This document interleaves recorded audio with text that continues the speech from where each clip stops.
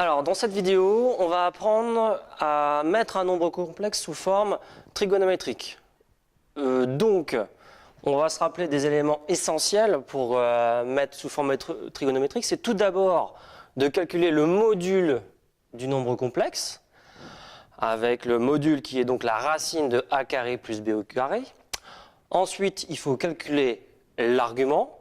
Donc l'argument, pour trouver cet argument θ, on a besoin de deux éléments qui sont le cosinus et le sinus. Et on rappelle que cosinus θ, c'est a sur le module de z, et sinus θ, c'est b sur le module de z. Une fois qu'on a le module et l'argument, eh bien z, c'est simplement module de z, facteur de cosinus θ plus i sinus θ. Alors, on va commencer par un premier exemple qui est donc ZA égale 2 plus 2i. Donc, vous pouvez faire pause pour faire le calcul maintenant. Alors, comment on va faire pour trouver la forme trigonométrique de ce nombre complexe? Eh bien, je vais commencer par calculer le module de ZA. Alors, le module de ZA, j'applique donc ma formule ici à droite. Module de ZA, c'est simplement racine de, quelle est la valeur de A? Ici, c'est 2. La valeur de B, c'est 2 aussi. Donc, ça nous fait donc 2 au carré plus 2 au carré. Donc, 2 au carré, 4, plus 4, ça nous fait donc racine de 8. Et donc, racine de 8, quand on simplifie la racine, ça nous fait donc 2 racine de 2. On est obligé de simplifier la racine carrée. On n'a pas le choix pour trouver ensuite l'argument.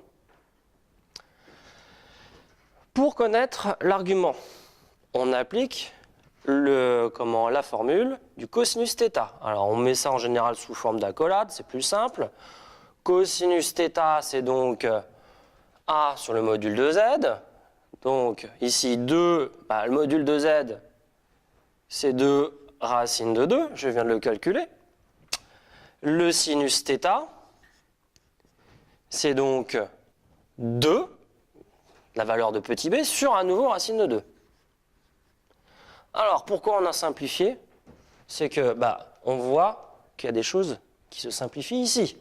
Pourquoi? Parce que si j'ai 2 ici au numérateur, c'est comme si j'avais 2 fois 1, et ici, donc 2 fois 1. Conclusion, qu'est-ce qui se supprime? Les 2.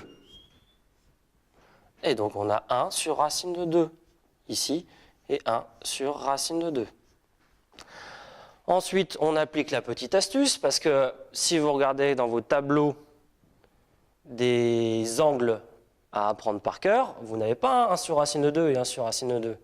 Donc la petite astuce qu'il faut faire, c'est multiplier en haut par racine de 2 et en bas par racine de 2. Racine de 2. Et ici, racine de 2.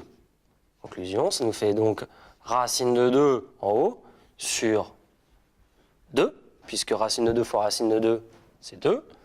Et là, ça nous fait racine de 2 sur racine de 2. Et qu'est-ce que vous remarquez si vous regardez dans votre tableau des angles à connaître par cœur? Eh bien, l'angle qui vous donne en cosinus racine de 2 et en sinus racine de 2, eh bien, c'est l'angle θ égale pi sur 4. Mais attention, pas que pi sur 4, parce qu'il y a aussi un certain nombre de tours. Donc c'est pi sur 4 plus 2kpi, puisqu'on fait un certain nombre de tours.